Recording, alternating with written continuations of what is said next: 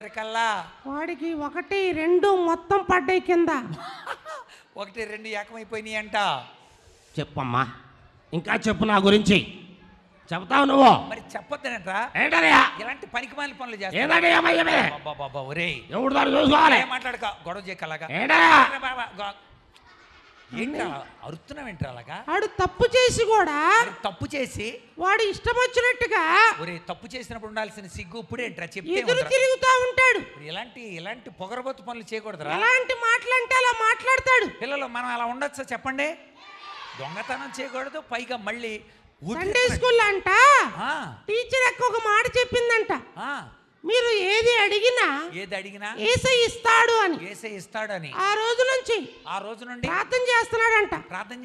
యేసయ్యా cycle కావాలి, cycle కావాలని ప్రార్థన చేస్తున్నాడు. మంచిదే. ఒక రోజు రోడ్డు మీద నడుచుకుంటూ వెళ్తుంటే పల్లెటూరులో సైకిల్ మీద వెళ్తారు టాయిలెట్ కి. అందుకు అందరూ టాయిలెట్ కి సైకిల్ మీద వెళ్తుంటారు. వాడు ఏం చేశారంటే సైకిల్ తాళం వేయకుండా స్టాండ్ వేసి రోడ్డు పక్కన పెట్టి కార్యక్రమానికి వెళ్ళాడు. లోపలికి చెంబుచ్చుకొని వెళ్ళాడు.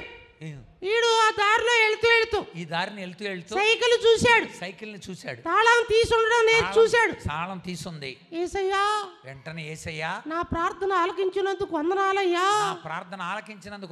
నీకు స్తోత్రం అయ్యా అని చెప్పి, నాకు ఆత్రం అని చెప్పి సైకిల్ తీసుకొని వెళ్తా ఉంటే వెళ్ళొచ్చు అలాగా చెంబట్టుకొని కూర్చున్నా ఆయన. ఆడి సైకిల్ రాలేక కూర్చోలేక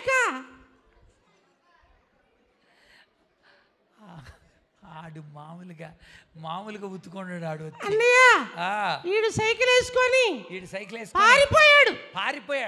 ఎవడని విచారించాడు. ఎవడబ్బా ఈడు సైకిల్ వేసుకెళ్ళినాడు అని పోలీస్ కేసు పెట్టాడు. సాయంత్రం పోలీసు వాళ్ళు అంతా ఎతికారు. జాకీ చైన్ అంటే ఎవడరా అని చెప్పి ఎతికి వాడిని మెల్లిగా స్టేషన్ కి తీసుకెళ్లారు.